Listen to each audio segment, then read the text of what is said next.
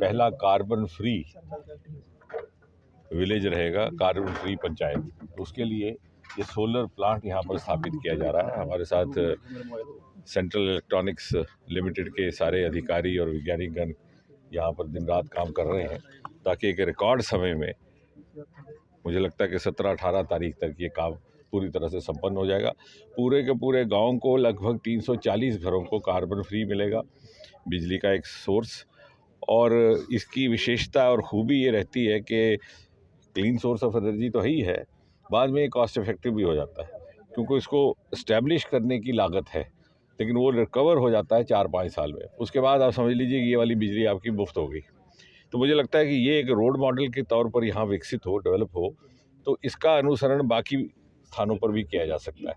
और जम्मू कश्मीर में एक बहुत बड़ी शुरुआत हो सकती है कार्बन फ्री एनर्जी उपलब्ध करवाने की मुहिम की। लेकिन जहाँ हम खड़े हैं, यहाँ एक सोलर प्लांट स्थापित करके हम पूरी की पूरी पंचायत, जो कि अपने में पहली होगी थी, फर्स्ट कार्बन फ्री पंचायत।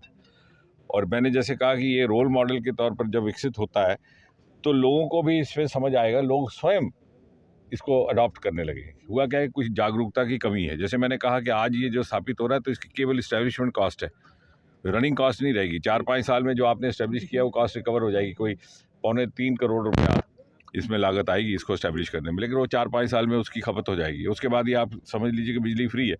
तो बहुत सारे शहरों में लोगों ने स्वयं प्राइवेट सेक्टर में सोलर प्लांट्स लगाने शुरू किए, बहुत सारे कमर्शियल हाउसेज ने लगाने शुरू किए।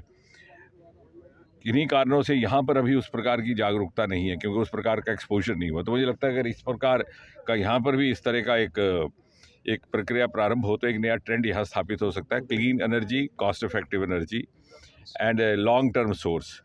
इसके अतिरिक्त हमने यहाँ प्रदर्शनी लगाने का भी एक योजना बनाई है। साइंस टेक्नोलॉजी, बायोटेक्नोलॉजी और CSIR, भारत सरकार के 3, 4, 5 विभाग मिलकर के लगाएंगे, जहाँ हम शो केसिंग करेंगे कुछ एक ऐसी महत्वपूर्ण योजनाओं की जो इस क्षेत्र के साथ बहुत करीब का ताल्लुक़ रखती है। जैसे कि अरोमा मिशन है, पर्पल रेवोल्यूशन है, भद्रवाह से ही उसका जन्म हुआ, IIIM जम्मू में उसका शोध हुआ है। इसी प्रकार फ्लोरिकल्चर मिशन है हमारा CSIR का, उसका रहेगा।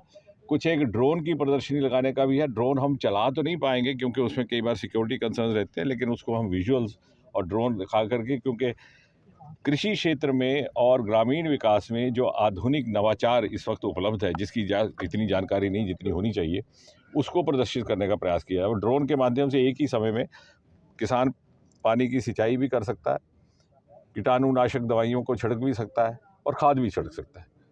उसका समय बचता है, पैसा बचता है।